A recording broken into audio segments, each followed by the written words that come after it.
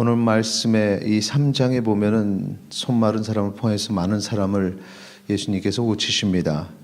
그러면서 사람들이 몰려오게 되죠. 10절 말씀 우리 같이 읽도록 하겠습니다.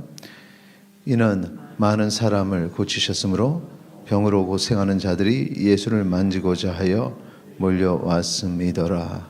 예수를 만지고자 하여 몰려왔음이더라. 병으로 고생하는 자들이, 이렇게 많은 사람들이 힘들어하고 고통스러워하고 그 가운데 살면서 간절한 가운데 살고 있음을 우리가 볼 수 있습니다. 그런데 예수님께서 또 그 치유의 사역으로 소망이 되시니 예수님을 만나보고 싶었고 또 예수님을 만짐으로 고침받고 싶었습니다. 예수님께서 이 베드로와 안드레의 집을 방문했을 때도 마찬가지였습니다. 20절에 보니까 집에 들어가시니 무리가 다시 모임으로 식사할 겨를도 없는지라. 이렇게 많은 사람들이 예수님께 모였습니다. 치유와 회복의 사역이라 말씀드렸습니다. 이 구속의 은혜를 전하시기 위해서 사람들에게 치유와 회복의 사역을 통해서 예수 그리스도께서 하나님의 아들 되심을 그렇게 사람들에게 알려주셨습니다. 그리고 사람들이 그 모든 상황들을 보고 듣고 전하면서 소문이 나면서 모였고, 여기에는 사단의 방해도 있었습니다. 11절 12절 같이 읽겠습니다. 더러운 귀신들도 어느 때든지 예수를 보면 그 앞에 엎드려 부르짖어 이르되 당신은 하나님의 아들이니이다 하니 예수께서 자기를 나타내지 말라고 많이 경고하시니라. 자, 하나님의 아들 되심을 치유와 회복을 통해서 선포하셨다고 했는데, 귀신들이 예수님을 하나님의 아들이라고 외치는 것은 자기를 나타내지 말라, 이렇게 계속해서 많이 경고를 하셨다. 그러니까 왜 그랬는지를 우리 그 뒤에 보면은 알 수 있습니다. 21절서부터 23절도 우리 함께 보겠습니다. 예수의 친족들이 듣고 그를 붙들러 나오니 이는 그가 미쳤다 하밀러라. 예루살렘에서 내려온 서기관들은 그가 바울세불이 집혔다 하며 또 귀신의 왕을 힘입어 귀신을 쫓아낸다 하니 예수께서 그들을 불러다가 비유로 말씀하시되 사탄이 어찌 사탄을 쫓아낼 수 있느냐. 지금 귀신들도 이렇게 말한 것은 맞는 말을 한 것이지 않느냐 하지만 실질적으로 그 결과는 사람들이 비난하는 친족들도 예수님을 미쳤다고 하고 또 종교 지도자들이 예수님 귀신의 왕을 힘입어서 그렇게 귀신을 쫓아내는 것이다 라고 말하는 일들이 벌어진 것입니다. 이 치유와 회복의 사역은 앞에서도 말씀드렸듯이 구속의 은혜를 주시기 위해서 하나의 과정일 뿐입니다.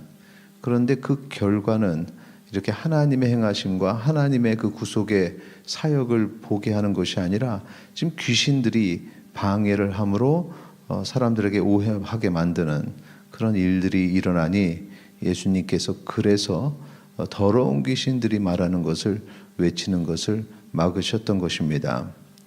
예수님께서는 이렇게 구속의 은혜, 하나님께서 계획하신 구속의 사역을 막는 그러한 행위를 성령을 모욕하는 행위라고 말씀하십니다.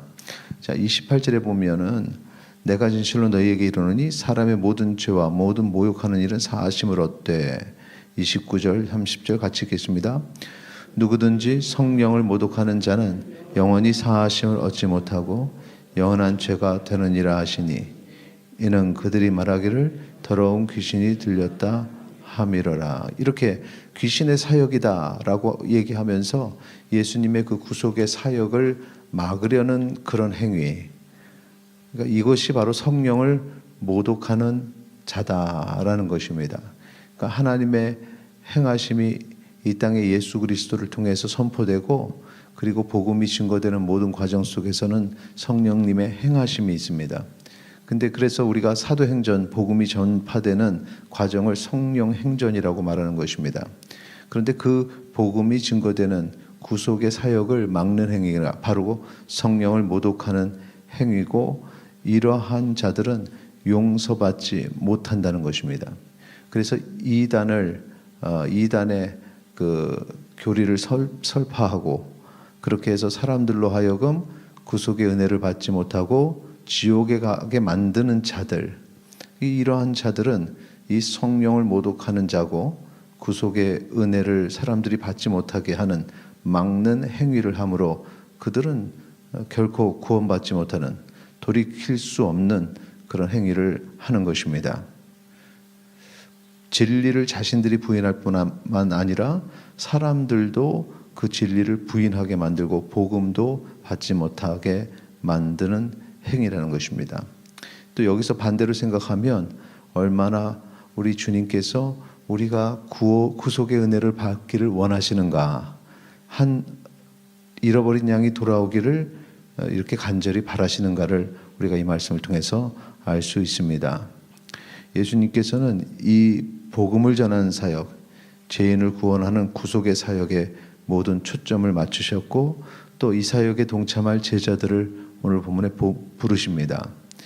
우리도 이제 주님과 함께하는 삶은 두 가지로 나누게 되는데, 구속의 은혜를 받는 것, 그 다음에 구속의 은혜를 받은 자가 그 삶 속에서 복음을 전하는 제자의 삶을 사는 것으로 또 이렇게 나눠질 수 있습니다.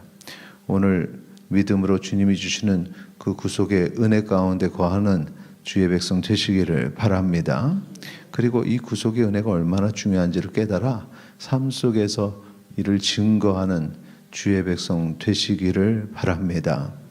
이 과정으로 나아갈 때 우리에게 필요한 것은 회복과 치유입니다.